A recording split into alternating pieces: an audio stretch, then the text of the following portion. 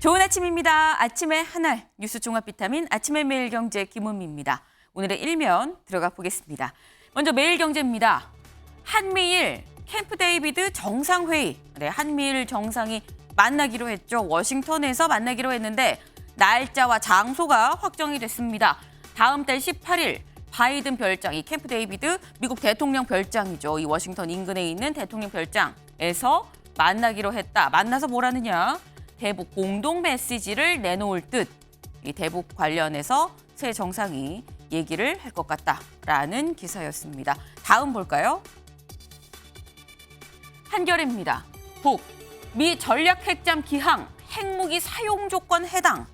네, 북한이 또 입장을 내놨습니다. 네, 미국의 이 전략 핵잠 수함 지금 부산항에 지금 기항을 했었죠. 그런데 여기에 대해서 이건 우리나라 이 핵 무력법에 따르면 핵무기 사용 조건에 해당한다라고 지금 얘기를 했습니다. 이 켄터키함 부산기지 입항을 겨냥해서 북한에 누가 얘기를 했느냐도 중요하죠. 국방상, 우리나라 국방부 장관 정도가 될 것 같습니다. 이 북한의 국방상이 핵 무력법을 내세워서 위협하는 이런 메시지를 내놨다라는 거. 김여정 부부장이 아니라 국방상이 내놓은 메시지다라는 점도 좀 눈여겨볼 포인트가 아닌가 싶습니다. 다음 보겠습니다. 조선일보입니다. 코인 논란 김남국 의원직 제명 권고입니다. 어제 좀 늦은 시간에 지금 이 국회 윤리특위 윤리심사 자문위에서 결론을 내렸습니다. 네, 의원직 제명으로 김남국 의원에 대해서 의원직 제명으로 결론 내렸는데요. 요 얘기 잠시 뒤에 대담으로도 좀 짚어보도록 해보겠습니다. 다음 볼까요? 중앙일보입니다. 생각 없는 국민은 말된다 할 것. 이런 사람들이 4대강 해체 결정했다라는 기사입니다. 이게 대체 무슨 얘기냐? 감사원이 4대강 위원회의 회의록을 공개를 했습니다. 네, 지금 MB 정부 때 사실 4대강을 만들었고 4대강을 추진을 했고 그리고 이제 문재인 정부에서 일부 여기 볼까요? 문 정부가 해체 개방을 결정한 4대강 보호가 지금 이렇게 지도로 좀 나와 있습니다. 지금 이 각 보 중에서 세종보, 세종보는 완전 해체, 공주보는 부분 해체, 죽산보는 또 완전 해체, 이런 결정을 내렸었는데 그런데 관련해서 감사원이 다시 들여다봤죠. 다시 들여다보고 이번에 내놓은 결론, 보호 해체 없다, 4대강 다 존치한다라고 지금 결론을 내렸습니다. 그러면서 회의록을 공개를 했는데 여기 지금 밑줄을 좀 볼까요? 이런 얘기가 있었다고 합니다. 우리가 보 설치 이전의 수치를 쓰는 것이 그냥 아무 생각 없는 국민들이 딱 들었을 때 그게 말이 되네라고 생각할 것 같아요. 2019년 2월 8일 회의 녹취록에 이런 게 있었다는 겁니다. 이게 무슨 얘기냐? 밑에 줄을 좀 내려가 보겠습니다. 문재인 정부 당시 금강, 영산강 이 5개 보 해체를 위해 비용 대비 편익 분석을 한 결과 보 해체 비용을 고려했을 때 편익이 크지 않은 데다 특히 영산강 2개 보는 마이너스 값이 나오지 않을까. 안 하는 게 낫다라는 값이 나왔다는 거죠. 그러니까 실측치 자료가 없어 한계가 있는 보 설치 전의 지표를 쓰자고 얘기를 하면서 이런 얘기를 했다라는 겁니다. 네, 감사원이 이 4대강 보호 다 존치하겠다라는 결정을 하면서 내놓은 공개한 녹취록의 얘기였습니다. 다음 보겠습니다. 한국일보입니다. 교육청 앞 근조 화환, 교권 죽었다. 분노한 교사들 얘기입니다. 네, 이 서울 서초구의 한 초등학교에서 새내기 교사가 극단적인 선택을 했습니다. 관련해서 지금 나오는 얘기가 지금 교권이 정말 땅에 떨어졌다. 이 과도한 악성 민원들 때문에 이 극단적인 선택까지 한 거 아니겠느냐라는 얘기가 지금 나오고 있죠. 관련해서 교사들의 교권이 죽었다라고 얘기를 하고 있고요. 근조 화환이 지금 교육청 앞에 계속 쌓이고 있다라는 얘기입니다. 이 얘기도 저희가 잠시 뒤에 짚어보겠습니다. 다음 볼까요? 동아일보입니다. 용인 듯 7곳의 첨단 산단 614조 민간 투자 이끈다라는 겁니다. 네, 여기 볼까요? 국가 첨단 이 전략산업 특화단지 어제 이제 발표를 했습니다. 반도체는 용인, 평택, 구미, 2차 전지는 청주, 포항, 새만금, 울산, 디스플레이는 천안과 아산에 네, 지금 이렇게 특화 단지를 하기로 결정을 했다라고 발표를 했는데 되면 무엇이 좋으냐? 여기 볼까요? 첨단 특화단지로 지정된 곳엔 세제, 예산, 행정에서 다양한 지원이 이뤄진다. 각종 인허가를 신속 처리하고 규제를 풀어 기업들의 투자 걸림돌을 해소하겠다는 것이다. 네, 일단 취지가 이렇습니다. 이 취지가 그래도 실천으로 이어질 수 있는지도 살펴보는 게 또 저희 언론의 역할이죠. 이 지금 현재 이 정부는 인허가 규제를 풀고 세제를 지원하겠다라고 밝혔다라는 거. 저희 다음은 사진 기사 보겠습니다. 네. 이게 대체 무슨 사진인가 싶으실 수 있을 것 같아요. 네. 이게 지금 대청호의 모습입니다. 네. 충북 옥천군 일대에 있는 대청호. 지금 극한호우에 쓰레기가 떠내려오면서 대청호에 지금 쓰레기 섬이 하나가 이렇게 좀 만들어졌다라는 거. 각종 부유물, 쓰레기 등등이 지금 섬을 이룬 그런 모습인 건데요. 지금 뭐 수해 피해, 인명 피해 이게 당연히 우선돼야 됩니다. 이런 게 지금 가장 좀 수습하는 게 첫 번째로 우선돼야 될 부분이긴 합니다만 하지만 그렇다고 또 이런 부분을 잊으면 안 되겠다라는 점에서 또 이런 사진 한 장 준비를 해봤습니다. 네, 아침의 매일경제 뉴스 종합 비타민. 네, TV를 보시다가요.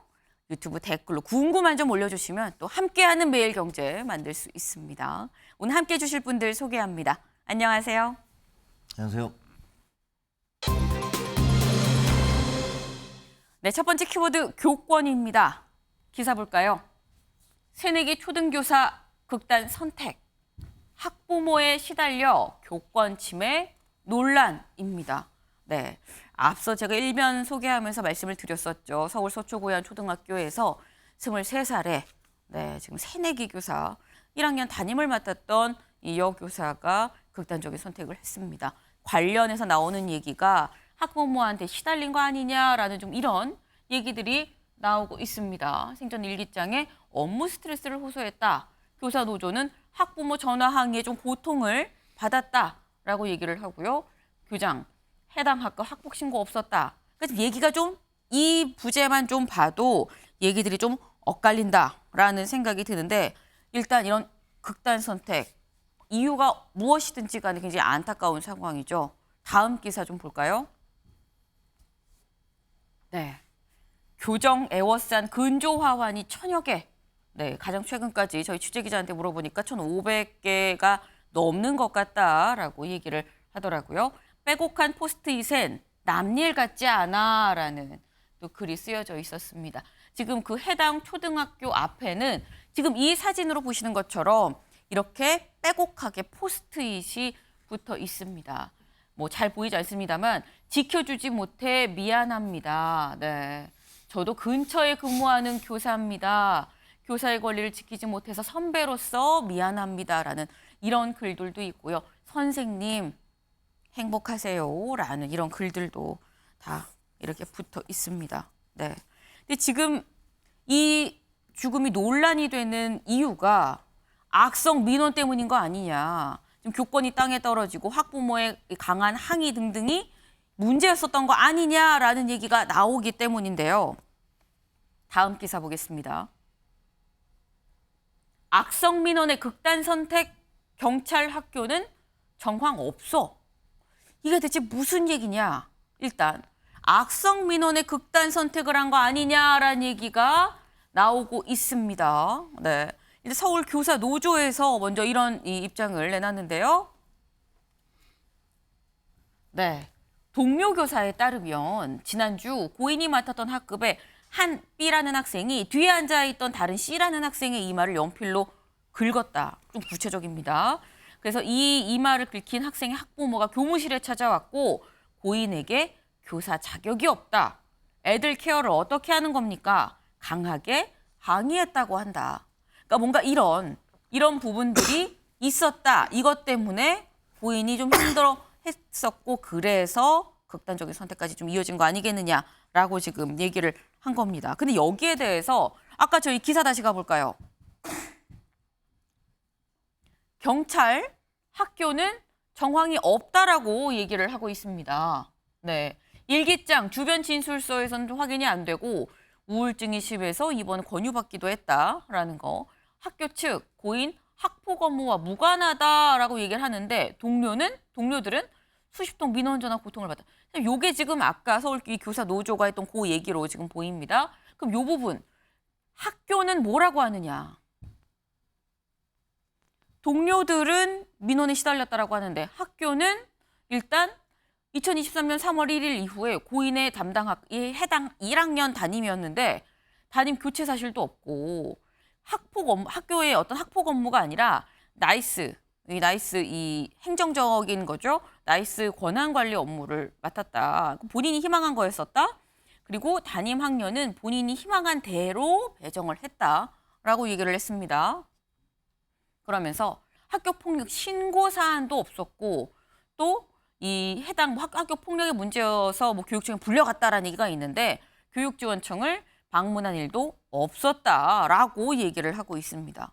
이건 학교의 얘기인 거죠. 그럼 경찰은 뭐라고 보느냐? 경찰. 학교에 대한 불만이나 학부모와의 갈등 등의 문제로 극단적 선택을 했다는 정황은 확인하지 못했다. 네. 지금 이 죽음을 둘러싸고 굉장히 많은 얘기들이 나오고 있습니다. 근데 입장이 다 다릅니다. 이게 김종혁 위원님, 진실공방으로 번지는 듯한 상황이 됐어요. 근데 저는 좀 너무 섣부른 결론을 안 내렸으면 좋겠어요. 어떤 경우든 간에. 네. 보면 이제 지금 교사가 왜 그런 극단적 선택을 했는지에 대한 명백한 원인이 아직 잘 모르잖아요. 네. 그게 정말로 학부모와의 그런 문제 있었는지 아니면 학교와의 어떤 갈등이 있었는지 아니면 개인적인 어떤 문제가 있었는지에 대해서 아무것도 모르거든요. 네. 그런데 그 죽음 앞에서 그 객관적 사실을 확인하려고 하는 것보다는 일찌감치 자기들의 이해관계에 의해서 결론을 내려놓고 그것을 또 정치적으로 이용하는 것들 때문에 문제도 되고요. 이런 일들이 계속 벌어지고 있어요. 예를 들면 이런 사건이 벌어졌을 때 보면 이래요. 아이들 같은 경우 예를 들면 네. 우리 선생님이 우리를 너무 심하게 해요. 이렇게 얘기하고 또 교사님들은 또 이렇게 얘기하지. 아니 학부모님들이 우리를 너무 심하게 애들 문제로 막 공격을 해요. 그런데 아이들도 자기들이 잘못하면 선생님한테 혼날 수 있다는 것 그런 거 받아들여야 되고요. 네. 교사도 자기가 너무 심하게 하면 학부모로부터 항의받을 수 있다는 거 그거 다 받아들여야 돼요. 그런데 그런 것들을 마치 조금만 심하면 무슨 큰일이 난 것처럼 이렇게 몰고 가니까 오히려 그런 것들이 더 많은 사회적 스트레스를 만들어내고 있다는 생각이 들거든요. 그래서 저 사안과 관련해서는 네. 일단은 원인이 뭔지에 대해서 그것을 규명을 한 다음에 이거에 대해서 옳고 그름을 따져야지 그런 게 아무것도 없는데 지금 한쪽에서는 이렇게 주장하고 한쪽에서 이렇게 주장하고 네. 이런 거는 이거 별로 이렇게 정당한 해결책이 되지는 못하겠다라는 생각이 들어요. 네. 좀 명확한 원인 규명이 있어야 그리고 그 다음을 나아갈 수 있다. 해법이든 무엇이든지 간에 그런 말씀을 지금 주셨습니다. 근데 지금 좀 진실 공방 비슷하게 지금 흘러가는 각 주장들이 지금 저마다 다른 그런 상황인 거죠.